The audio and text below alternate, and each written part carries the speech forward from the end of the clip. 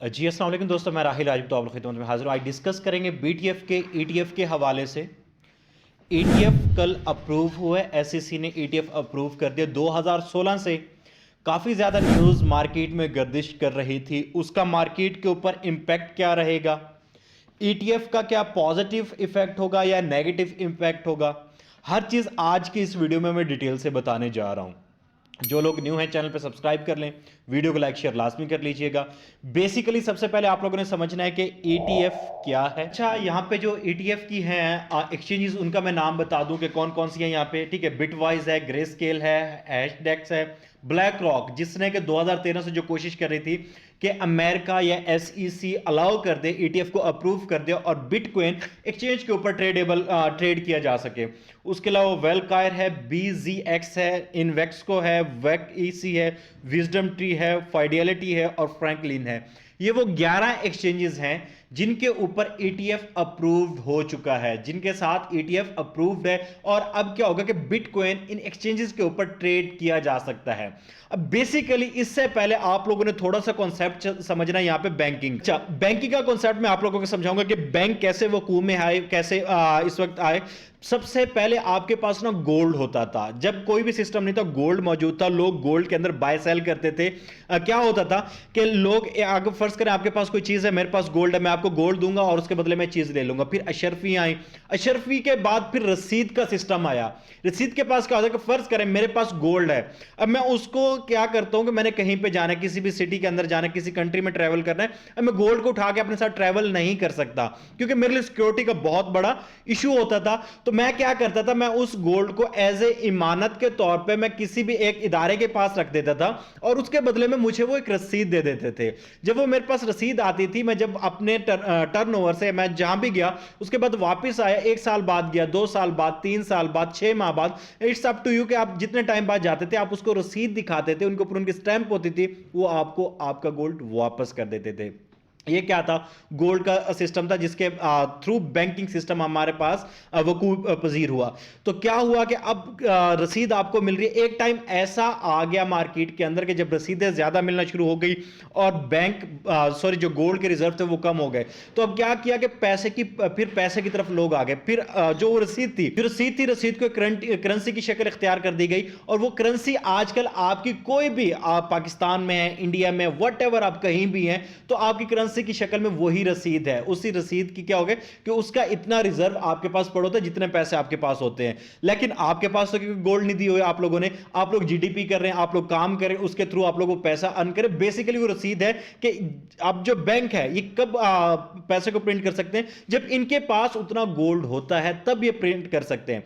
अब जब वो लोग वापस जाते थे और वापस गए, उन्होंने रसीद दिखाई और पैसा जो उनका गोल्ड था वापस ले लिया और उसके मुकाबले में जो उनके ऊपर जो कमीशन चार्ज होता था वो उसको दे देता है। ठीक है, जैसे सिक्योरिटी एक्सचेंज एंड कमीशन हो गया, ये वहां से कॉन्सेप्ट निकला है। फिर जैसे ही प्रिंटिंग स्टार्ट हो गई तो आपके बैंक वहां से वकूफ पजीर में आएगा और जब बैंक मार्केट के अंदर आए तो बैंकों ने इतना पैसा छाप दिया कि यहां पे इन्फ्लेशन बढ़ना स्टार्ट हुई। और जब मार्केट में महंगाई बढ़ना स्टार्ट हुई तो फिर क्या हो गया कि सतोशी नाकामोटो ने 2009 के अंदर एक कॉन्सेप्ट इजाद किया कि ये जो बैंक हैं ये पैसे को प्रिंट करते रहते हैं, हालांकि इनके पास इतना रिजर्व नहीं पड़ा होता।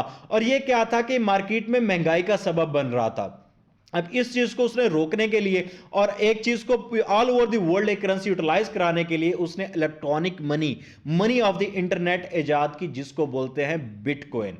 ये बिटकॉइन की भी हिस्ट्री बता दी मैंने आप लोगों को, बैंक कैसे आए उसकी मैंने हिस्ट्री बता दी। एक डाउनफॉल क्या था कि आपके बैंक के पास रिजर्व नहीं होते थे, पैसा छाप देते थे। अभी क्या हुआ, 2013 से बीटीसी को अप्रूव करने के लिए ब्लैक रॉक ने काफी ज्यादा एप्लीकेशन दी, लेकिन प्रोसेस के अंदर थी, रिजेक्ट हो रही थी, प्रोसेस के अंदर थी। रात उन्होंने अचानक उसको अप्रूव कर दिया। उसकी रीजन क्या है, जब 2013 से जमा होना स्टार्ट हुई एप्लीकेशन, तो पहले अमेरिका ने क्या किया कि इसको दबाने की कोशिश की, बिटकॉइन को दबाने की कोशिश की, क्रिप्टो करेंसी को यहां से खत्म करने की कोशिश की।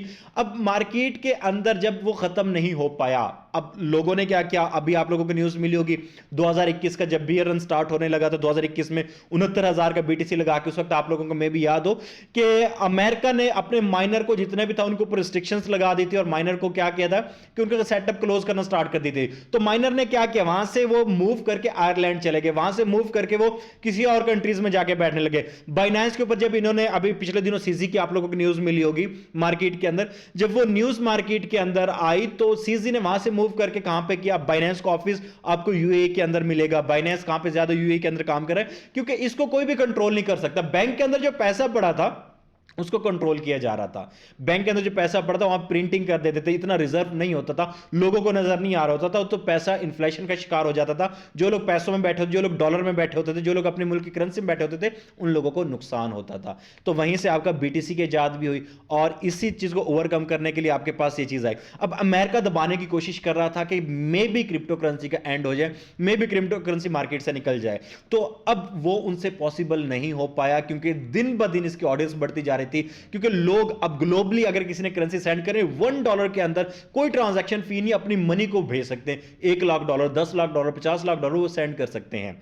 अब इस चीज को देखते हुए 2009 से लेकर अब तक का जो आपके पास था, बीटीसी बहुत हाई वॉल्यूम में पंप करता था। $1 से उठ के $100 पे पहुंच गया, $100 से उठ के तकरीबन वो जो नेक्स्ट बुल रन था $1700 पे पहुंच गया। उसके बाद बीटीसी ने क्या किया, 20,000 का लगाया, 20,000 से 3500 पे गिरा, 3500 से बीटीसी ने दोबारा जो हाई लगाया 17,000 का, 70 से 15,000 पे गिरा, अब 15,000 से 45,000 पे दोबारा आ चुका है। मेन चीज क्या थी, मार्केट में बहुत वोलेटिलिटी थी। मार्केट में जो लोग आते थे पैसा डालते थे, वोलेटिलिटी मार्केट में क्रिएट हो जाती थी।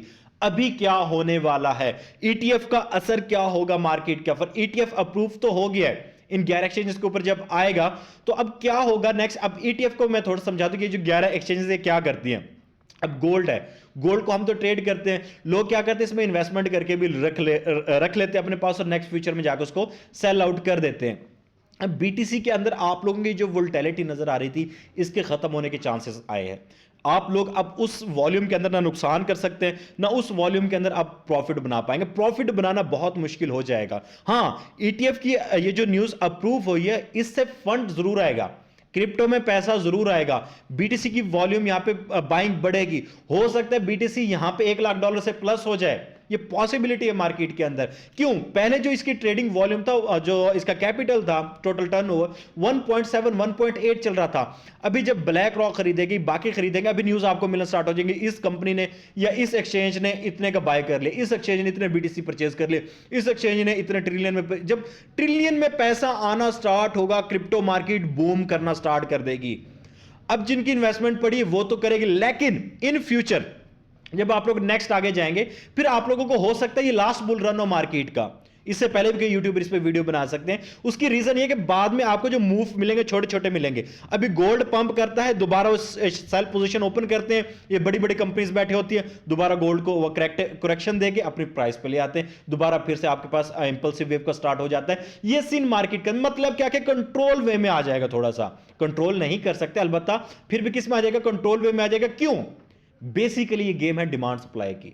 जब सप्लाई कंट्रोल के अंदर है कि सप्लाई आपको पता इतनी है, ठीक है, उसके बाद जब डिमांड, एक बंदे ने यहां पे 1 ट्रिलियन डाल दिया तो ऑटोमेटिकली पंप करना है, 2 ट्रिलियन 3 ट्रिलियन 4 ट्रिलियन, इस पे क्या करेगा, पंप करेगी चीजें। लेकिन नेक्स्ट जाके जब आपको पता चल जाएगा कि इतनी तरफ फंड है, छोटे इन्वेस्टर घुस रहे हैं, 10 lakh trader at a time market के अंदर होते हैं, तो फिर उनके हिसाब से मार्केट मूव कर रही होगी।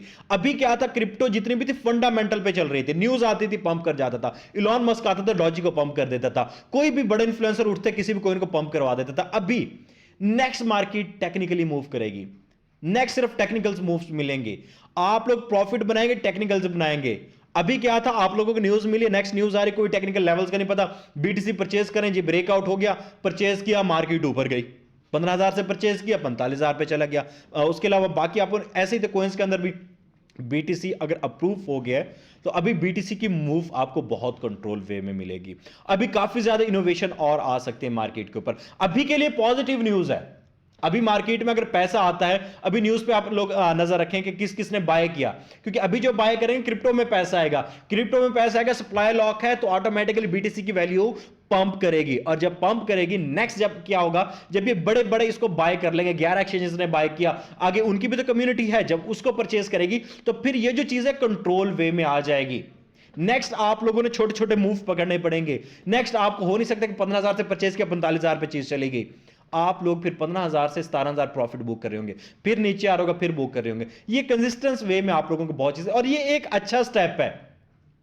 ईटीएफ अप्रूव होना एक अच्छा स्टेप है कि मार्केट में मैनिपुलेशन की कमी होगी, मार्केट में ऑथेंटिक वे में टेक्निकली आप बहुत अच्छा प्रॉफिट बना पाएंगे। हो सकता है ये बीटीसी का लास्ट बुल रन हो, उसकी रीजन भी यही है कि बीटीसी नेक्स्ट कंट्रोल वे में आ सकता है। यहां पे ये नहीं हो कि बीटीसी गिर रहा है तो गिरता चला जाएगा, उठ रहा है तो उठता चला जाएगा, नहीं, अब कंट्रोल वे में जा सकते हैं। अभी जितना उठना होगा इसने उठ जाएगा, नेक्स्ट जो होगी इसी के ऊपर चलती रहेंगी चीजें कि कोई भी बंदा परचेज कर रहा है, उसके उस एसेट्स मौजूद होंगे, वो उसको ट्रेड कर सकता है, ठीक है, या आप जो ट्रेड करें अपने एक्सचेंजेस के ऊपर जाकर ट्रेड कर सकते हैं। तो ये चीजें थी बीटीसी को लेते हुए, ईटीएफ को लेते हुए।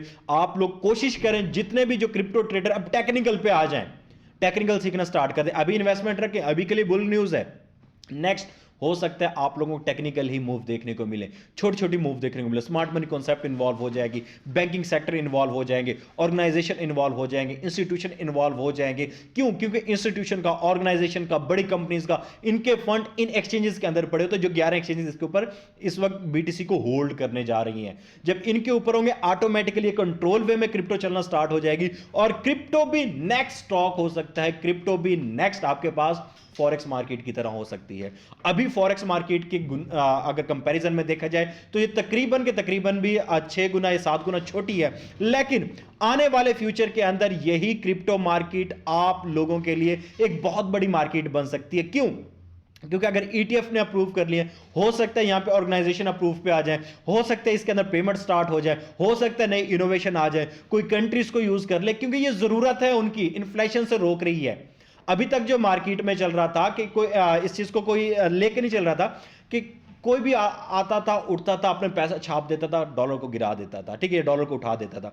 अभी अगर प्रिंटिंग होती है डॉलर की भी, क्योंकि उनकी न्यू गवर्नमेंट आने वाली 2024 स्टार्ट हो चुका है, अभी डॉलर की प्रिंटिंग होती है, बीटीसी बहुत हाई जाएगा, इन्वेस्टर आप टर्नओवर लेंगे इसकी जानिब, क्योंकि उनके पास वॉइड में और एक ट्रस्टेबल वे में अब क्रिप्टो खरीदने का मौका आ गया। अभी के लिए बुल है, नेक्स्ट के लिए आप लोगों को एक्सपर्ट होना पड़ेगा, जितनी जान है लगा दे सीखने में, सीखेंगे तो कमाएंगे, अदरवाइज आप लोग अब गवाएंगे। क्यों? क्योंकि अब वो मूव मिलने वाले नहीं है। पहले जस्ट होल्डिंग पे प्रॉफिट था, अब आप लोग अपने एनालिसिस से प्रॉफिट बनाएंगे, अदरवाइज फॉरेक्स वाले सीन आप लोगों को देखने मिलेंगे। स्कैमर से बचिएगा, सुकून से आप लोग इंशाल्लाह ट्रेड करें, टेक्निकल्स मूव सीखें, एसएमसी सीखें, आईसीटी कुछ भी आप लोग सीखें। अब चार्ट पैटर्न पे आपका काम रह जाएगा, छोटे छोटे न्यूज पे आपका काम रह जाएगा। और अब इससे पहले मैं बोलता था कि सीपीआई डाटा, पीपीआई डाटा, ये चीजें असर नहीं डालती, हो सकता है ये भी नेक्स्ट असर डालना शुरू कर दे मार्केट के ऊपर। वो चीजें अभी जब जब टाइम गुजरता जाएगा इस चीज को तो हम साथ साथ डिस्कस करते जाएंगे इसी चैनल के ऊपर। अगर आप लोग आए हैं न्यू तो चैनल को कर लें सब्सक्राइब, वीडियो को लाइक करके दोस्तों के साथ लाजमी शेयर कर दीजिएगा। नेक्स्ट इसी तरह का प्रीमियम कंटेंट आप लोगों को फ्री में इसी चैनल पे मिलता रहेगा। दुआ में याद रखें कि जो लोग कोर्स करना चाहते हैं वो लोग व्हाट्सएप नंबर पर डिटेल ले सकते हैं, फैसलाबाद में फिजिकल, और अगर ऑनलाइन आप चलना चाहते हैं तो ऑनलाइन में कोई इशू वाली बात नहीं, आप लोग इसका व्हाट्सएप पे डिटेल इसकी मजीद ले सकते हैं। मिलते हैं नेक्स्ट वीडियो में। टेलीग्राम, ट्विटर, इंस्टाग्राम, व्हाट्सएप पे लाजमी फॉलो कीजिएगा। दुआ में याद रखिएगा। आपका होस्ट राहिल राजपूत। अल्लाह हाफिज।